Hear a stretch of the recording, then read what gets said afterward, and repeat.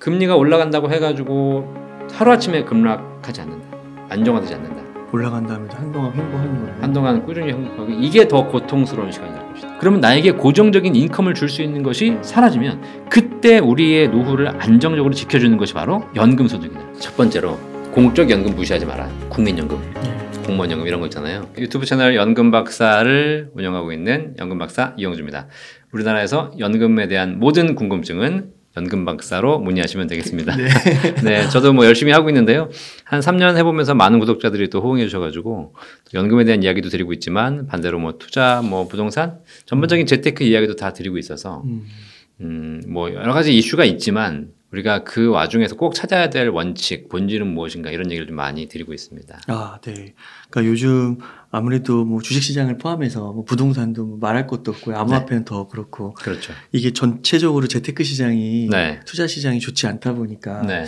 오히려 저는 어느 순간 그 연금이 네. 더 되게 중요하겠다. 따박따박 뭔가 들어오는 네. 그게 좀 느낌이 이렇게 오더라고요. 그 되게 재밌는 게 뭐냐면 네. 처음에 막 연금을 관심 가지시다가 주식이 올라가고 부동산 뛰니까 아, 네. 연금에 대한 문의가 줄어요. 그래가지고 혹시 문의하시는 분들도 내가 지금 주식이 오르는데 이걸로 주식해야 되냐 연금해야 되냐 이런 얘기를 하세요. 근데 그러다가 이제 또 제가 막 연금이 중요하다라고 하시면 또 미뤄. 근데 결국은 그분들이 뭐라고 하냐면 주식 좀 오르면 더 오른 다음에 할게요. 그런데 결국은 또 떨어지잖아요. 그럼 이제 떨어지면 빨리 주식 포기하고 연금해야 되잖아. 또 안 되는 거야. 네. 물려 있으니까 이제 그래가지고 이제 어떻게 되나 고민 중이시고 그런데 이제 최근에 주가가 좀 흐름이 하락하면서 또 부동산 시장도 약간 침체가 되면서 사람들이 이제 연금의 중요성을 점점 느껴가고 계신 거죠. 그래서 저는 사실 뭐 이렇게 시장의 흐름에 따라서 연금을 우리가 하고 말고 이런 것이 아니라 연금에 대한 기본적인 생각을 좀 바꿨으면 좋겠다. 필수. 제가 얼마 전에 그 KBS 아침마당에 나가서 한 얘기가 있어요. 네. 연금은 땡이다. 땡. 뭘까요? 연금은 동그라미 하나 들어가는 건데 한자로 요약했거든요. 어. 연금은 밥이다. 이게 무슨 얘기냐면 실제로 우리가 밥을 드실 때 밥도 있고 반찬도 있잖아요. 네. 그러면 사람들이 반찬은 되게 맛있잖아. 짭조름하기도 하고 달달하기도 그렇죠. 하고 그렇죠. 네. 반찬은 화려해요. 그래서 사람들은 반찬을 굉장히 중요해. 그리고 관심이 반찬에 먼저 가는 거야. 야, 오늘 밥 먹을 때 점심 뭐 먹어? 라고 물어보면 뭐 돼지갈비, 무슨 뭐 제육볶음 이렇게 그렇죠. 얘기하지. 밥 먹지. 오늘 뭐 밥 먹을 거야. 그러면서 오늘은 무슨 뭐 혼합국 먹을 거야. 잡곡밥 이런 얘기 안 하잖아. 그렇죠. 사람들이 밥에 대한 관심은 적고 반찬에 대한 관심이 높아요. 그런데 만약에 밥을 빼놓고 반찬만 먹으면 어떻게 될까? 반찬만 먹으면 처음에 맛있지만 너무 질리기도 하고 그렇죠. 계속 짠 것만 먹으면 또 속에서 그렇잖아요. 그렇죠. 결국 우리가 반찬을 맛있게 즐길 수 있는 가장 큰 이유는 밥이 있기 때문이에요. 그리고 반찬은 그 세대를 걸쳐서 굉장히 많은 변화가 있었지만 밥은 수천 년간 우리의 주식이었거든요. 변하지 않는 주식. 그래서 저는 노후를 설계하는 데도 있어서도 제일 중요한 거 주식, 부동산 뭐 여러 가지 다양한 거 하시는 거 좋다. 근데 걔네들은 반찬이다. 밥이 빠진 상태에서 반찬만 준비하면 나중에 문제가 생긴다. 먼저 연금, 고정적이고 안정적인 소득을 평생 소득을 준비해 놓고 그리고 나서 추가적인 것들은 이렇게 연금으로 하시면 될 텐데 아직까지 우리나라 사람들은 밥보다는 반찬에 관심이 많은 것 같아. 네. 그걸 한번 꼭 생각해 주셨으면 좋겠습니다. 그러니까 그 밥이 원래는 메인인데 네. 이게 뭐 투자 시장 이렇게 수익률 올라가고 이러면은 네. 어느 순간 메인보다는 네. 추가로 프리미엄을 더 생각하게 되는 것 같아요. 그렇죠. 네. 뭐 충분히 인정합니다. 네. 하지만 밥이 더 중요하다. 밥은 절대 빠지면 안 된다. 평생. 네. 그러다가 또 이제 위기가 닥치고 네. 또 있던 게 없어져 봐야 그때 네. 깨닫고. 그렇죠. 아니 근데 우리 밥만 딱 있으면 밥에다가 우리 김치 하나만 넣고도 먹을 수 있잖아요. 그럼 반찬이 많은 날도 있고 적은 날도 있어요. 근데 밥은 먹어야 돼. 근데 만약에 내가 반찬 준비하다가 밥을 까먹어서 쌀이 떨어졌어. 그럼 어떻게 해? 그런 부분이 있기 때문에 어떠한 위기가 닥쳐도 밥이 안정돼 있는 것이 중요하다. 그래서 그 사전에 그 대표님께 그 질문을 좀 드려보니까 네. 이 폭락하는 중에 네. 위기의 해법은 연금에 있다. 네. 딱 그 말씀을 주셨더라고요. 맞아요. 위기 해법은 사실 연금에 있다가 아니라 위기의 해법은 안정적인 인컴에 있어요. 사실 위기가 왔지만 지금 고정적인 소득을 받고 있는 근로자들이나 공무원들은 사실 큰 문제가 없거든요. 아니 뭐 금리가 오르든 떨어지든 내가 회사에서 고정적인 월급 받고 있는데 뭐가 문제냐 맞아요. 이거죠. 코로나 때도 그랬어요. 맞아요. 네. 네. 근데 자영업하시는 분들은 굉장히 큰 위기를 겪었어요. 왜냐하면 그날그날의 이슈에 따라서 손님에 따라서 또 소득이 달라지다 보니까 달라지잖아요. 그런 리스크가 존재하는 거예요. 그러니까 자영업하시는 분들은 뭐 이슈가 있으면 갑자기 손님이 많이 와서 많이 벌기도 해. 근데 또 어느 날 이슈가 안 되면 또 갑자기 손님이 하나도 없어. 그런 등락이 큰 거죠. 사업하시는 분들이 자식한테 뭐라고 하는지 아세요? 사업해서 성공도 해보고 실패도 해본 분들이 있잖아요. 자식한테 뭐라고 하냐면 야 너는 그냥 공무원 해라. 아 진짜요? 아빠가 이렇게 살아보니까 이거 힘들다. 사실 살림을 사는 주부 입장에서도 남편이 하루는 1,000만 원 벌어오고 다음날은 빵, 그 다음 달은 또 500 맞아요. 이렇게 벌어오면 얼마나 힘들겠어요. 그래서 어쨌든 우리 삶을 사는 데 있어서 고정적인 소득이 필요한데 젊을 때는 그것이 열심히 일해서 벌어들이는 안정적인 인컴 소득이었지만 그럼 노후의 인컴은 뭐냐? 그렇죠. 그러면 결국은 그거는 연금 소득이다. 이거를 우리가 위기를 겪으면서 이제 느껴가는 거죠. 그래서 이번 위기를 겪으면서 보시면 좋을 것 같아요. 그렇게. 그거 폭락과 쇠락 그거 네. 한번 얘기해 주시면 좋을 것 같아요. 네. 사실 지금 그 위기에 있어서 이제 우리나라 지금 주식시장, 재테크 시장이 굉장히 좀 급등 급락을 했잖아요. 옛말에 그런 말이 있어요. 옛말 틀린 건 하나도 없어. 산이 높으면 골이 깊다. 그런 거죠. 골이 깊은 이유는 산이 높았기 때문이에요. 제가 재작년에 그 유튜브 하면서 삼성전자를 사라 막 이렇게 올렸을 때 영상을 쭉 찾아보면 그런 게 있어요. 더 이상 안 올랐으면 좋겠다. 왜 이렇게 갑자기 급등을 해버리니까. 그죠? 그런데 자꾸 사람들이 몰리기 시작하니까 몰려서 주가가 올라갔고 너무 기존의 가치, 기본적인 회사의 가치에 비해서 주가가 너무 급등하다 보니까 다시 또 하락한 걸 겪고 있기 때문에 어떻게 보면 이건 자연적인 현상인 것 같아요. 그런데 이제 이 상황에서 우리가 지금 다 위기냐 아니냐라고 얘기하잖아요. 그런데 뭐 사실 위기라는 것이 우리가 몰랐을 때 닥치는 게 위기죠. 근데 이미 사실 급등을 할 때 급락할 거는 예견이 돼 있었다는 사실입니다. 언제 하느냐가 문제였지. 그래서 사실 그렇게 좀 보시면 될 것 같은데 제가 위기를 두 가지로 정의한 게 있어요. 위기를. 폭락과 쇠락. 전문가들은 이거 어떻게 얘기하냐면 U자형 위기냐 아니면 L자형 위기냐 이렇게 들어보셨죠? 아, 네. U자형은 이렇게 떨어졌다가 다시 회복을 하는 것이고 L자형은 떨어졌다가 그대로 그냥 침체가 되는 거죠. 장기 침체로 가는 거죠. 근데 저는 이제 이거를 굳이 우리가 용어로 정리하자면 폭락과 쇠락이다. 폭락은 모든 게 같이 떨어지는 거예요. 한 번에. 그래서 손 쓸 틈이 없어. 우리가 뭐 IMF라든가 뭐 글로벌 금융위기 옛날에 2008년도에 리만 브라더스가 하루아침에 망해버렸잖아. 내가 망할 거야라고 해서 1년 뭐 6개월 동안 이렇게 예고를 한 게 아니라 갑자기 전날까지 아무 문제 없던 회사가 하루아침에 망해버렸어요. 그러니까 주가가 폭락하고 그로 인해서 여러 가지 또 부동산 가격도 폭락하는 시점이 왔죠. 그게 이제 폭락이었어요. 그러니까 사람들은 이런 얘기를 해. 전문가들 얘기 들어보면 위기가 오면 그때 위기에 맞춰서 대응을 해야 된다라고 얘기해. 근데 중요한 건 정작 위기가 오면 아무도 대응할 수 없어요. 네. 그게 위기야. 대응할 수 있었으면 위기가 아니에요. 그런데 그렇게 해서 갑자기 폭락이 왔단 말이죠. 근데 중요한 건 내가 원래 근본적인 체질이라든가 경제는 큰 문제가 없었어요. 근데 외부의 충격으로 인해서 갑자기 위기가 찾아온 거예요. 자, 그럼 어떤 일이 벌어지냐? 우리 옹 이사님 막 열심히 일하잖아. 내가 평소에는 하루에 5시간, 6시간 일해야 되는데 갑자기 내가 일이 많아져가지고 하루에 막 10몇 시간을 일해. 그렇게 일주일을 일했어. 그럼 나중에 쓰러진단 말이에요. 맞아요. 위기가 온 거예요. 근데 기본적인 내 체력이 문제가 있는 건 아니잖아. 그러면 어떻게 돼? 병원에 가서 링겔 맞고 한 일주일 쉬면 회복이 돼요. 그리고 회복하면 어떻게 돼? 이제 건강의 중요성을 알기 때문에 그때부터 건강 관리하면서 오히려 더 건강해져. 그래서 폭락은 우리 사회에 굉장히 사실 건강하다고 생각해요. 저는. 모든 사람이 같이 겪어요. 공평해요. 부자이건 서민이건 같이 겪고 그리고 폭락은 일정 기간이 지나면 회복이 돼. 그러면 회복하고 나면 다시 과거보다 더 건강한 삶을 살 수 있는 이게 경제에 큰 도움이 되는 것이기 때문에 오히려 이런 건 필요하거든요. 그런데 문제는 뭐냐면 쇠락이야. 쇠락. 네. 쇠락은 서서히 안 좋아지는 거예요. 혹시 그런 얘기 많이 아시죠? 뭐 책 관련된 일을 하시는 분 잘 아시겠지만 개구리 비유 잘 들어보셨죠? 개구리를 뜨거운 물에 담고 그럼 얘가 어떻게 돼요? 튀어나오죠. 그럼 얘가 살아 죽어. 살잖아요. 네. 근데 얘가 뜨거운 물에 들어갔다 나왔기 때문에 뒤었을 거 아니에요. 네. 근데 내가 다리가 뒤었어. 그러면 화상을 입었으니까 이거는 한 2, 3주가 지나면 회복이 돼요. 대신에 걔는 살아요. 그런데 개구리를 찬물에 넣어놓고 서서히 가열해. 그럼 어떻게 돼? 그러면은 이제 서서히 죽는 거예요. 서서히 죽는 거예요. 그리고 나서 죽기 직전에 내가 그때 나갔어야 되는데 라고 후회하지만 이미 나갈 수 없는 상황이에요. 그때 나갔어야 되는데. 그죠. 예. 근데 그때 나오는 얘기가 뭐냐면 그럼 위기가 언제 오냐? 올 거야. 올 거야. 10년 주기야. 내년에 올 거야. 올해 안 왔으니까 2022년에 올 거야. 23년에 올 거야. 4년에 올 거야. 5년에 올 거야. 그렇게 얘기를 해. 근데 중요한 건 결국 나는 그 기간을 돌이켜보면 이미 죽어가고 있었던 사실. 이게 쇠락이에요. 그래서 지금 우리 사회는 폭락의 위기를 자꾸 얘기하고 있는데 폭락의 위기는 오지 않는다. 이미 폭락이 올 거라고 예견하는 순간 폭락은 오지 않는 거예요. 그러면 우리 사회 위기는 무엇이냐? 사실 내가 이해하지 못하는 사이에, 인식하지 못하는 사이에 서서히 안 좋아지고 있는 것이다. 자, 그러면 이 위기의 해법은 뭔지 아세요? 결국은 사실 딱 폭락이 와가지고 탁 뛰어도 올라가면 힘들지만 딱 6개월, 1년만 버티면 돼요.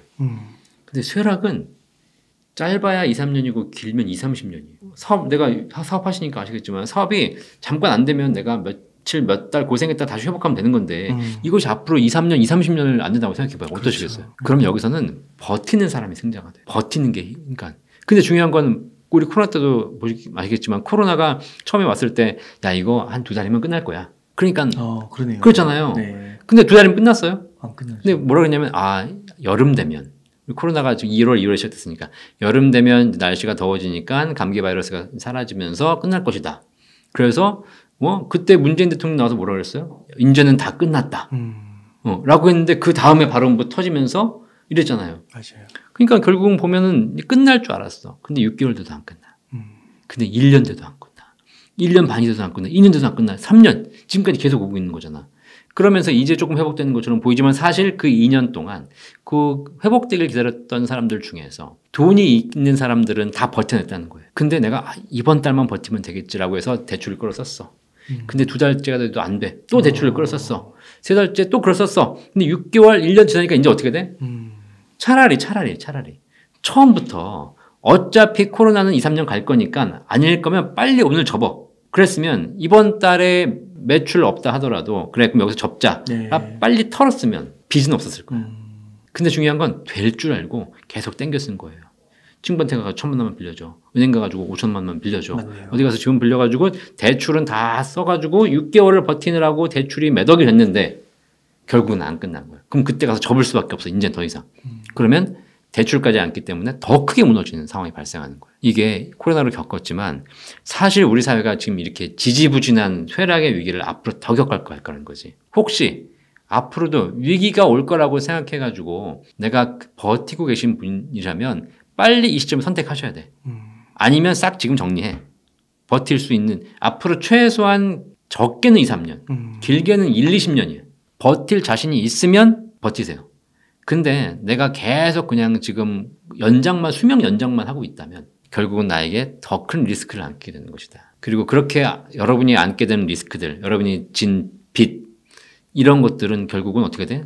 나중에 여러분이 포기할 때 수많은 부자들에게 다 가게 돼요. 그러니까 이게 많이 벌고 한순간에 막 대박을 치고 그런 것도 필요한 것 같지만은 최소한 네. 고정적으로 생존할 수 있는 수준의 현금 흐름은 항상 있어야 되는 것 같아요. 그럼요. 그게 딱 자영업하신 분 아시겠지만 그게 딱 안정적으로 보장이 돼 있어야 되는 거죠. 그래서 사실 저는 사업을 하지만 저희 집사람은 공무원이에요. 제가 우리 집 재산에만 손 안 대면 돼. 네.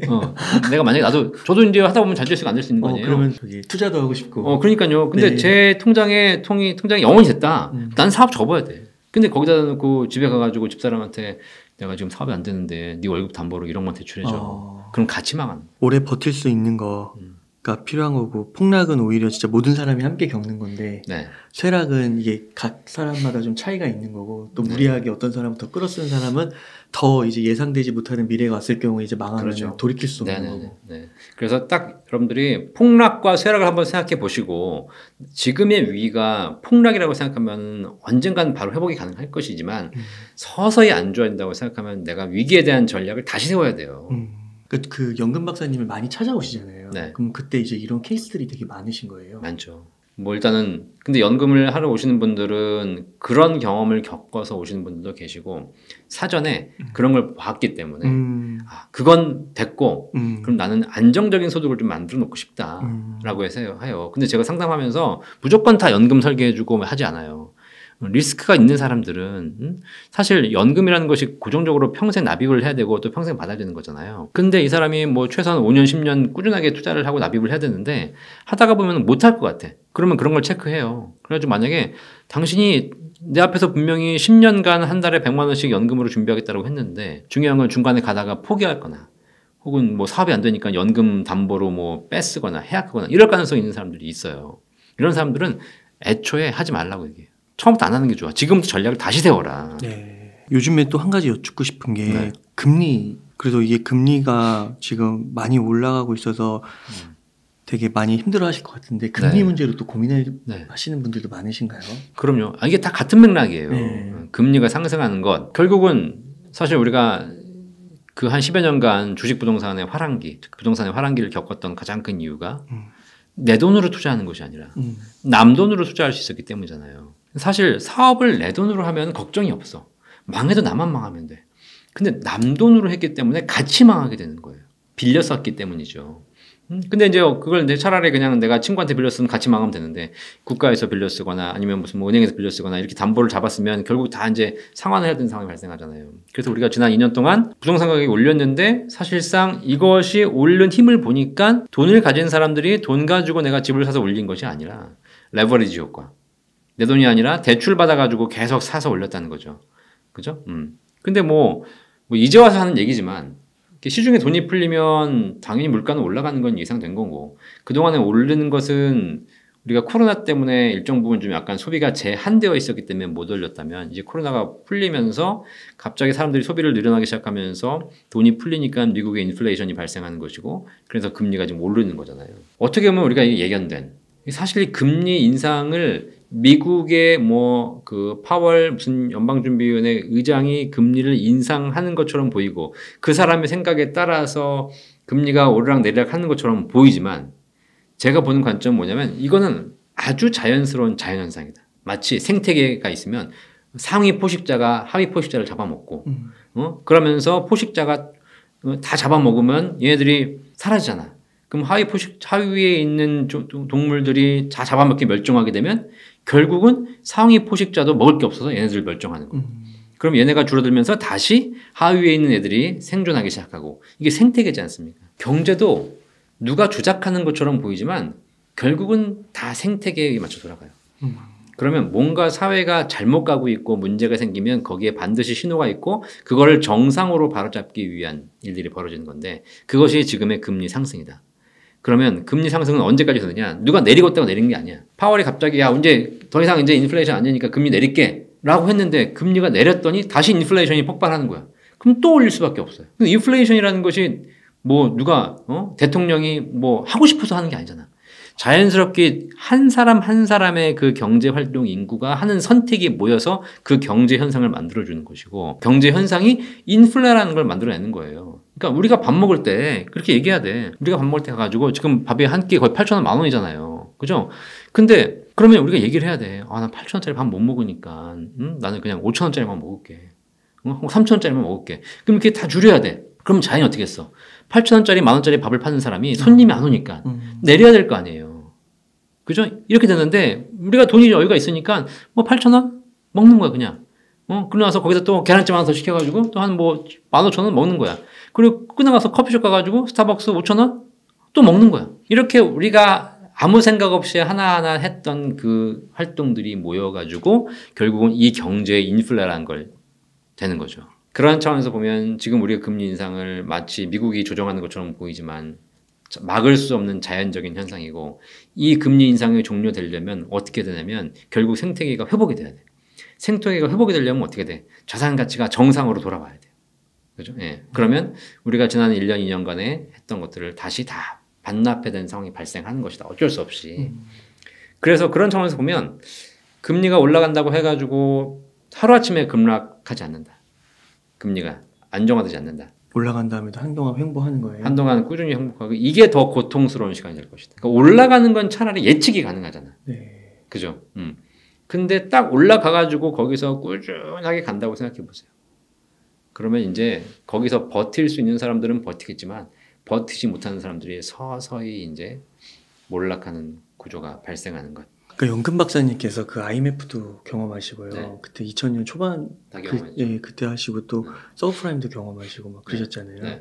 근데 지금 또 언론들을 보면은 되게 조기에 뭔가 상황이 좋아질 것만 같은 얘기들도 많이 한단 말이죠. 뭐 속도 조절론 얘기 나오면서 금리 내년이면 인하할 거다 이런 얘기도 나오고. 그러면 또 뭔가 자산 가치가 다시 V자 반등으로 올라갈 것 같은 이런 기대감이 있는데 이런 건 좀 어떻게 보세요? 뭐 다 떠나서 그렇게 말씀하시는 분은 저를 포함해서 마찬가지입니다. 뭔가에 여러분에게 얘기하는 사람들을 보면 그들이 뭘로 먹고 사는가를 잘 봐야 돼요. 어차피 저도 인간이고 우이사님도 인간이에요. 네. 그러면 우리가 이 방송 하는 이유는 조회수가 잘 나와야지 먹고 사는 거 아니에요. 저도 인기가 올라가는 거고. 그죠? 저는 제일 이해가 안 가는 게 증권회사에 있는 분이 나와가지고 부동산 얘기하는 거. 이해가 안 돼. 왜냐면 주식과 부동산은 서로 적이거든요. 똑같이 돈이 있는데 사람들은 고민해. 이걸로 주식을 살까? 이걸로 부동산을 살까를 고민해요. 그러면 내가 돈이 있는데 주식이 좋을 것 같으면 주식 사는 거지만 반대로 부동산 좋을 것 같으면 부동산 사는 거고 우리나라 금융시장이 발전을 못하고 있는 이유가 뭐냐면 부동산 시장이 발전해왔기 때문에 돈이 있으면 집 사지 누가 주식해. 그런 것 때문에 주식은 사실상 많은 분들이 안 하고 계잖아요. 그리고 부동산은 안전자산이라고 생각하고 있고 주식은 위험하다고 얘기하고 있잖아요. 그죠? 자, 그러면 부동산 전문가가 생겨야 되는 것이고 부동산 전문가들이 부동산 시장에 대해서 예측하고 그들이 나와서 얘기해 줘야 되는데 제가 방송을 보고 있으면 무슨 증권의 부동산 센터장 이 나와가지고 부동산 얘기를 하고 있는 거예요. 뭐 여기도 많이 오셨겠지. 저는 제일 이해가 안 가. 아니 저분 입장에서는 주식을 많이 하도록 해야 되는데 자꾸 부동산을 얘기할까? 그러면 결국은 그들이 할 수 있는 얘기는 뭐야? 주식으로 많이 유치를 하기 위해서 부동산을 빼오라고 얘기하겠죠. 그럼 뭐라고 얘기해? 부동산은 앞으로 계속 안 좋을 것이고 주식은 조만간 오를 것이다. 라고 얘기해야 넘어올 거 아니에요. 네. 그분들이 뭐 잘못했다가 아니라 결국은 구조상 그럴 수밖에 없다는 거지. 그죠? 네. 그렇기 때문에 사실 이 금융시장이든 부동산이든 마찬가지입니다. 만약에 공인중개사가 나왔어 이 자리에 공인중개사 물어봐. 공인중개사님 앞으로 부동산 시장이 어떻게 될까요? 라고 얘기하면 앞으로 10년 답 없습니다. 그냥 뭐 하지 마시고 그냥 있는 집 그대로 사시고요. 있는 집 빨리 파셔야 되고 이렇게 얘기하잖아. 그건 없죠. 그럼 공인중개사는 거래가 안 되잖아. 맞아요. 그럼 공인중개사는 뭐라고 얘기해 되겠어요? 그래도 걱정하지 마세요. 지금은 하락했지만 한 1, 2년 내에 바로 반등합니다. 지금이 기회입니다. 지금이. 그러니까 지금 부동산을 사두셔야 나중에 돈 버는 거예요. 저희 부동산 땡땡 부동산을 오셔가지고 바로 거래하십시오. 저희 좋은 매물 나와 있으니까. 이럴 수밖에 없는 구조잖아. 고양이한테 생선을 맡기는 거죠. 그죠? 그러니까 결국은 사실 저도 그래요. 저도 이 자리에 나와서 연금 가입하라고 얘기하는 이유는 뭐냐? 연금을 가입해야 연금 시장이 커지고 그래야 먹고 사는 거 아니에요. 각자의 전문가들은 그런 얘기를 할 수밖에 없어요. 그러면 거기서 시청자들이 그 얘기를 듣고 정확하게 판단을 하는 게 중요하죠. 근데 제가 연금을 하자고 자꾸 하는 얘기는 뭐냐면 연금은 시대의 흐름을 유행을 타는 건 아니거든요. 아까 연금은 뭐라 그랬어요? 연금은 밥이다. 반찬은 유행을 따라서 내가 지금 뭐 김치찌개를 먹을까, 뭐 제육볶음을 먹을까, 아니면 순두부를 먹을까 결정할 수 있잖아. 하지만 밥은 꾸준한 것이기 때문에 이걸 먼저 준비해 두고 그 다음에 하시라는 거예요. 그래서 지금이 어쨌든 자꾸 시장을 희망적으로 얘기하시는 분들은 희망이냐 아니냐는 중요하지 않아. 그 서프라임 모기지 때문에 주식 부동산이 한 번에 망가지는 거였어요.